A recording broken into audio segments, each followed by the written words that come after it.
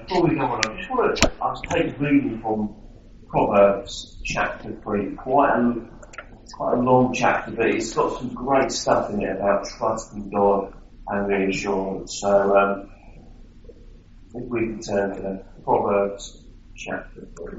So I haven't got a church Bible, so if I gave you a number to page, we'll probably be lost somewhere.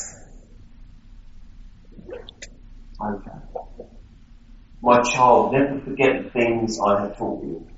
Store my commands in your heart. They will give you a long and satisfying life. Never let loyalty and kindness get away from you. Wear them like a necklace, right and deep within your heart. Then you will find favour with both God and people. You will gain a good reputation. Trust in the Lord with all your heart. Do not depend on your own understanding. Seek His will in all you do, and He will direct your paths. Don't be impressed with your own wisdom. Instead, fear the Lord and turn your back on evil. Then you will gain renewed health and vitality. Honour the Lord with your wealth and with the best part of everything your land produces. Then He will fill your barns with grain, and your vats will overflow with finest wine. My child, don't ignore it when the Lord disciplines you, and don't be discouraged when He corrects you. For the Lord corrects those He loves, just as the father corrects the child in whom He delights. Happy is the person who finds wisdom and gains understanding. For the profit of wisdom is better than silver, and the wages are better than gold. Wisdom is more precious than rubies. Nothing you desire can compare with her. She offers you life in her right hand and riches and honour in her left. She will guide you down the right path. All her ways are satisfied. Wisdom is a tree of life, and those who embrace it. Happy are those who hold it tightly. By wisdom the Lord founded the earth. By understanding He established the heavens. By His knowledge the deep fountains of the earth burst forth, and the clouds poured down. My child, don't lose sight of good planning and insight. Hang on to them, for they will fill you with life and bring you honour and respect. They keep you safe in your way and keep your feet from stumbling. You can lie down without fear and enjoy pleasant dreams. You need not be afraid of disaster or the destruction that comes upon the wicked. For the Lord is your security. He will keep your foot from being caught in a trap. Do not withhold good from those who deserve it, but it's in your power to help them. If you can help your neighbour, now don't say, come back tomorrow and then I'll help you. Do not plot against your neighbours, for they trust you. Don't make accusations against someone who hasn't wronged you. Do not envy violent people. Don't copy their ways. Such wicked people are an abomination, that He offers His friendship. The curse of the Lord is on the house of the wicked, but His blessing is on the home of the upright. The Lord mocks at mockers, and He shows favour to the humble. The wise inherit honour, but fools are put to shame. Let us pray.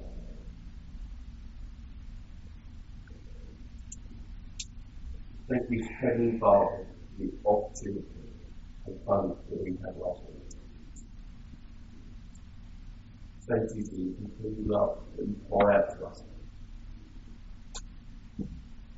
Lord, I pray for each and every one of us in the Fisher Bay area. I pray for families, couples, for children, for single people. I pray for unity. I pray that we will see revival. I pray for the Holy Spirit to come upon us so we can serve and continue serving His people. Please forgive us when we do wrong. We have wrongful thoughts, but our actions don't symbolize your love towards us. Please help us to guide us, and help us to trust you more. pray for anyone that's going through grief at this time. Pray that your hand will be. Please give us strength when we need it, and show us your love and compassion so we can reflect this within our communities.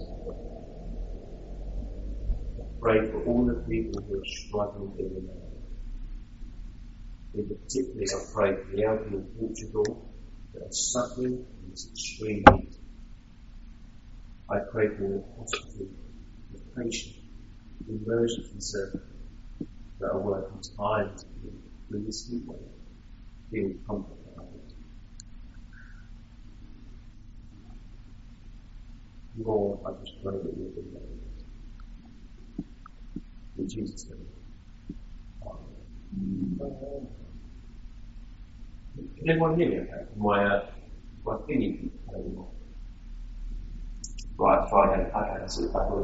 So, two single words, trust God. Trust God together is quite a significant meaning. We need to trust God. We need to trust God to have a relationship with God. We need to trust God and put God first before other relationships. We need to put God first. I think sometimes it's quite a difficult thing to do. I mean, if we're going to be honest, I think it's not quite straightforward. We very much live in a community or a society now, quite a comfortable society, that we bring our troubles first of all to our friends, to our families.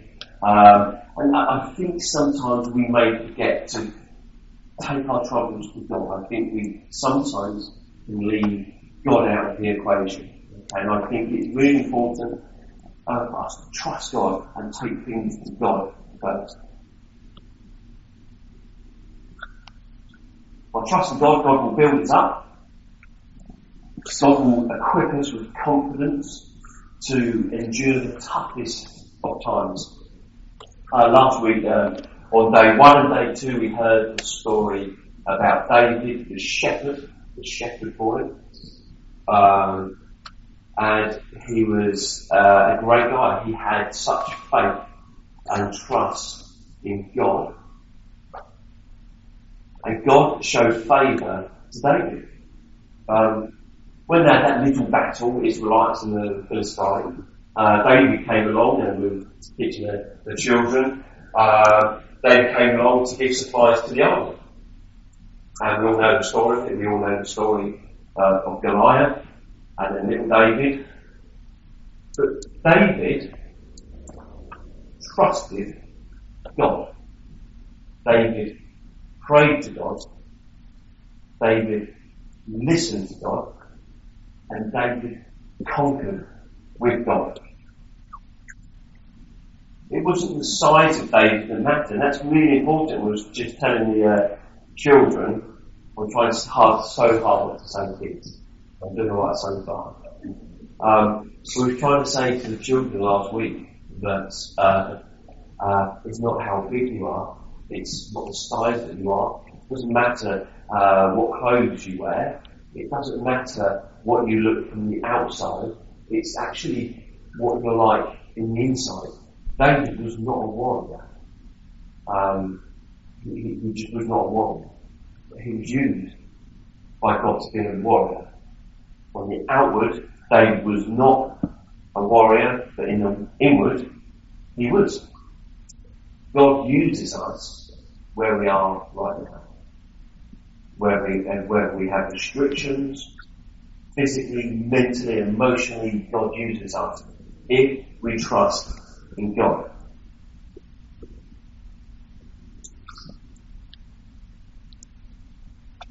So, trust God. We also have to trust God's timescales. We live in a society that we're all rushing around. We want to be instantly better. We want things straight away. We're rushing. We're not stopping off. We're just constantly want things now. And I think we're all guilty of that. Trust God. and trust God's timescale. Because when you trust God, and I mean really trust God, He will help us through the difficult times. And more importantly, He will give us endurance to get through the dark times. Trust God through the dark times. And He will teach us patience and endurance. So how do we trust God? On day 3 we learned about the Matthew chapter 7 verse 24 about the wise and the foolish builders. This story tells us about putting into practice what Jesus teaches us. So it's not just listening, just not reading the Bible, it's about reading the Bible, absorbing it, and trusting what the Bible says. We're told to put into practice the teachings of Christ. If we don't put it into practice, we're not really absorbing it, we're not understanding it. And we don't have a firm relationship. Trust God. Trust what Jesus tells us. And build our relationship on firm foundations of Jesus' teaching. Trust God. God knows us. Trust God.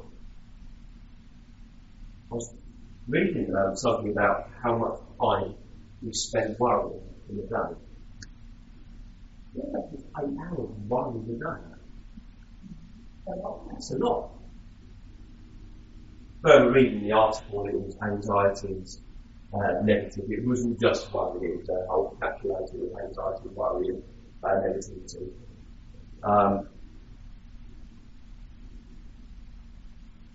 Trust God and pray to God.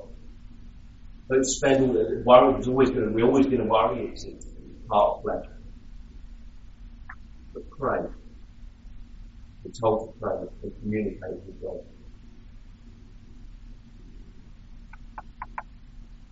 We're always going to worry about the future. We're always going to worry about family members. Worry about everything. Have anxieties about everything.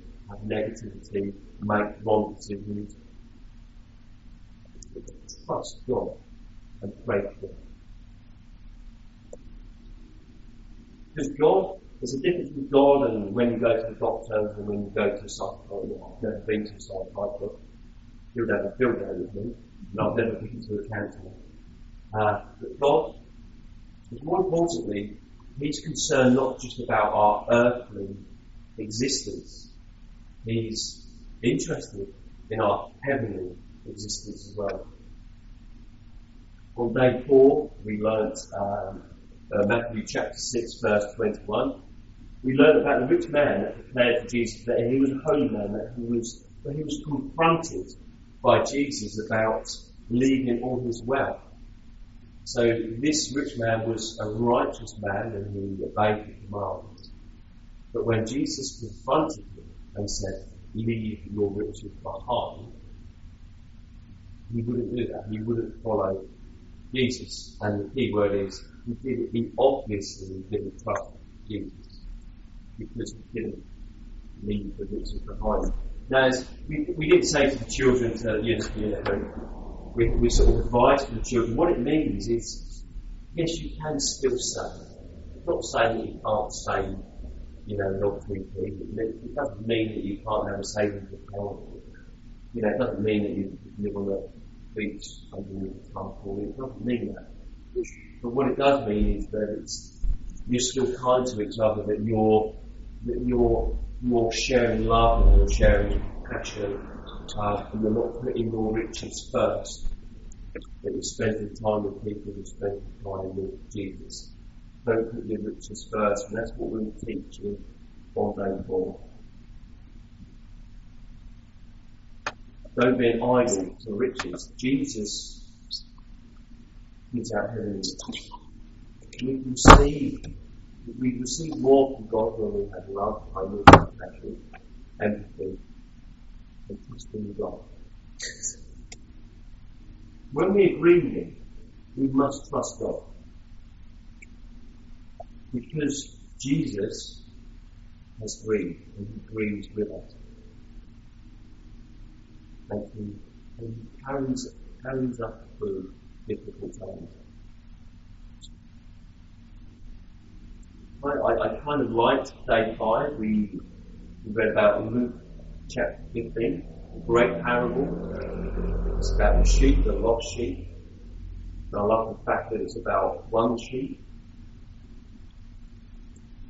And it kind of shows that we can have this personal relationship with Jesus, that God treats us as individuals, that he cares about the lost souls, the lost sinners, and he wants to bring us all together.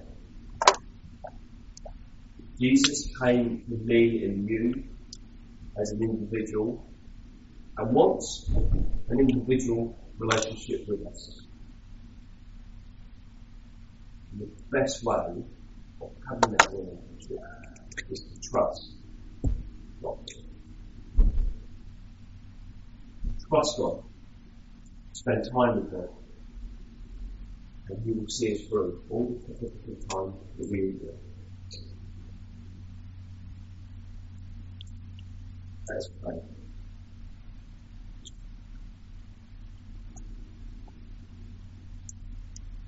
Heavenly Father, thank you that we can have a relationship with you.